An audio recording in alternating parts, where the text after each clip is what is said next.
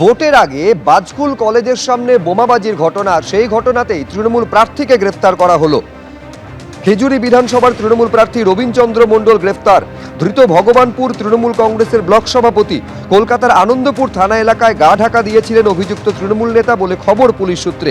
আর গোপন সূত্রে খবর পেয়ে রবীনচন্দ্র মণ্ডলকে গ্রেফতার করে পুলিশ।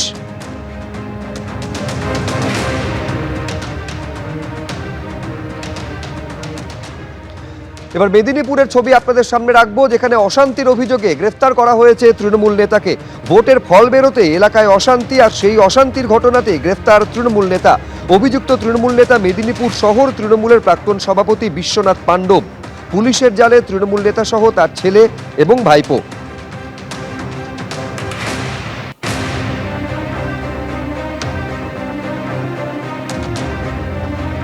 এবার নদিয়ার নাকাশিপাড়ার ছবি আপনাদের সামনে রাখবো, যেখানে তৃণমূল নেতাকে গ্রেফতার করা হয়েছে। নদিয়ার নাকাশিপাড়া, যেখানে পালা বদলের পর পুরনো মামলায় গ্রেফতার করা হলো প্রধানের স্বামীকে। অভিযুক্ত তৃণমূলের অঞ্চল সভাপতি জাহাঙ্গীর বিশ্বাস। গত বছর 12ই অক্টোবর অভিযুক্ত জাহাঙ্গীরের বিরুদ্ধে স্থানীয় বাসিন্দাকে মারধরের অভিযোগ ওঠে।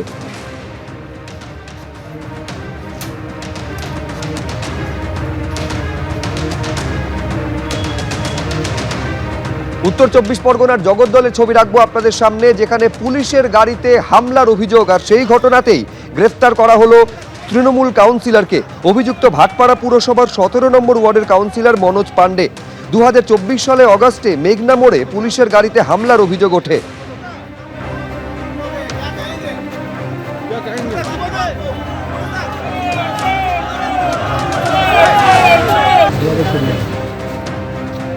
বিভিন্ন জায়গায় একাধিক অভিযোগে তৃণমূলের নেতা থেকে শুরু করে জনপ্রতিনিধি তাদের গ্রেফতার করা হচ্ছে। দেখতে পাচ্ছেন পূর্ব বর্ধমানের কাটোয়া থেকে শুরু করে দমদম, বিধাননগর, চোপড়া, নদিয়ার নাকাশিপাড়া, পূর্ব মেদিনীপুরের খেজুরি, মেদিনীপুর, উত্তর 24 পরগনার ভাটপাড়ার ছবি দেখতে পাচ্ছেন। একাধিক জায়গায় বিভিন্ন অভিযোগ, একের পর এক অভিযোগে গ্রেফতার তৃণমূলের নেতা।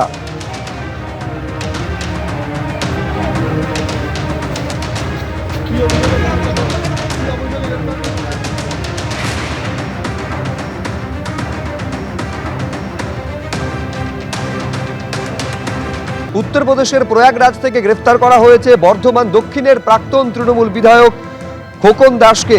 ধৃত পূর্বস্থলী উত্তরের প্রাক্তন তৃণমূল বিধায়ক তপন চট্টোপাধ্যায়। চুঁচুড়ার প্রাক্তন তৃণমূল বিধায়ক অসিত মজুমদার পুলিশের জালে। প্রয়াগরাজ থেকে গ্রেফতার করা হয়েছে বর্ধমান দক্ষিণের প্রাক্তন তৃণমূল বিধায়ক খোকন দাসকে গ্রেফতার করা হয়েছে। তার বিরুদ্ধে হুমকি দেওয়ার অভিযোগ রয়েছে, মারধরের অভিযোগ রয়েছে, এরকম একাধিক অভিযোগ রয়েছে তার বিরুদ্ধে, যার ভিত্তিতে তাকে গ্রেফতার করল পুলিশ।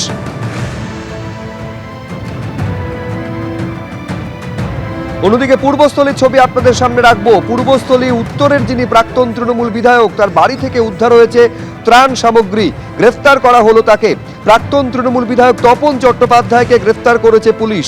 তৃণমূলের প্রাক্তন বিধায়ককে সঙ্গে নিয়ে আজকে তল্লাশি চালানো হয় পুলিশের তরফে। তৃণমূল নেতার বাড়িতে বিপুল ত্রাণ সামগ্রী উদ্ধার হয়েছে। বাড়ি থেকে উদ্ধার হয়েছে ত্রিপল এবং ফুটবল। তপন চট্টোপাধ্যায়কে যখন নিয়ে যাচ্ছে পুলিশ, তখন তাকে ঘিরে চোর স্লোগান তুললেন স্থানীয়রা।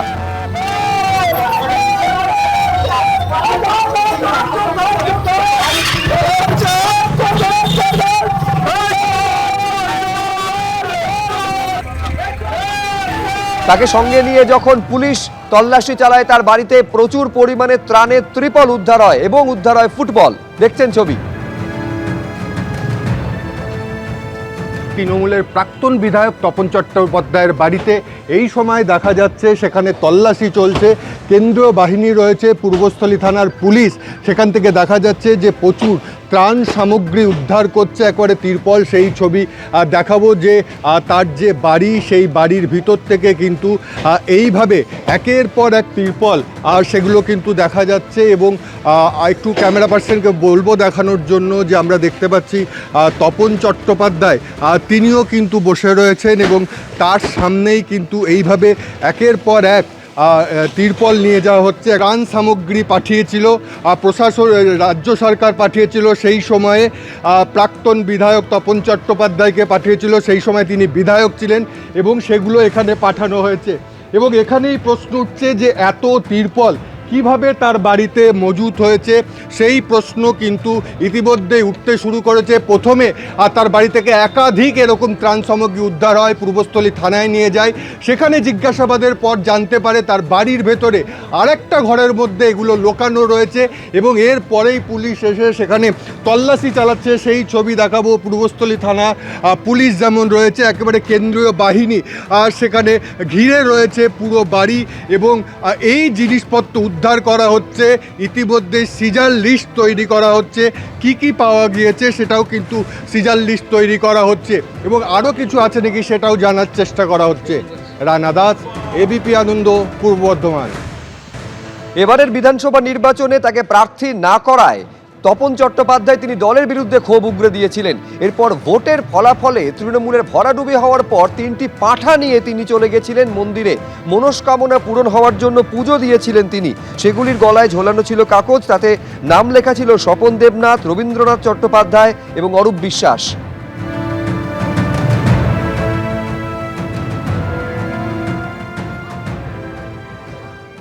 আরও এক প্রাক্তন তৃণমূল বিধায়ক, তাকে গ্রেফতার করেছে পুলিশ। চুঁচুড়া বিধানসভা কেন্দ্রের প্রাক্তন বিধায়ক অসিত মজুমদারকে পুলিশ গ্রেফতার করেছে। গতকাল তৃণমূলের অবরোধ চলাকালীন পুলিশের সঙ্গে ধাক্কাধাক্কির ঘটনা ঘটে। সেই অশান্তির ঘটনায় প্রাক্তন তৃণমূল বিধায়ক অসিত মজুমদার পুলিশের জালে। গতকাল সোনারপুরে জনরোষের মুখে পড়েছিলেন অভিষেক। সেই ঘটনার প্রতিবাদে চুঁচুড়ায় বিক্ষোভ দেখানো হয়, পুলিশের সঙ্গে ধস্তাধস্তি হয়, আর তাতেই 10 জনকে গ্রেফতার করা হয়েছে, যার মধ্যে রয়েছেন প্রাক্তন তৃণমূল বিধায়ক অসিত মজুমদারও।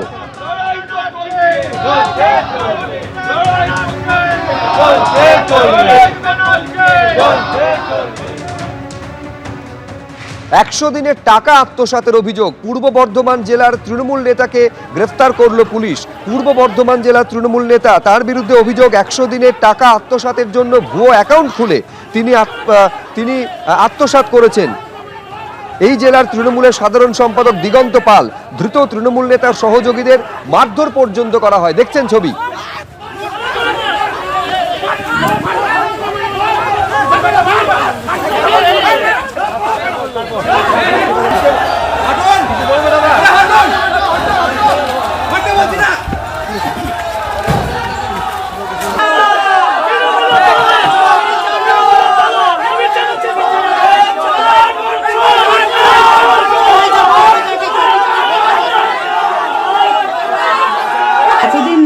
জনগণ ভয়ে মুখ খুলতে পারেনি, আজকে জনগণ মুখ খুলছে। যারা কাটোয়াকে একদম বিষাক্ত করেছিল, এই দিগন্ত পাল, এই বিশ্বনাথ সাহা এবং কাটোয়ার সর্বময় যে জেঠু নামে পরিচিত শান্তির কর্তা কিন্তু অশান্তির বাসা, তো তাদের নামে আজকে মানুষ কিন্তু মুখ খোলার সাহস পাচ্ছে। এটাই হচ্ছে সবথেকে পজিটিভ দিক।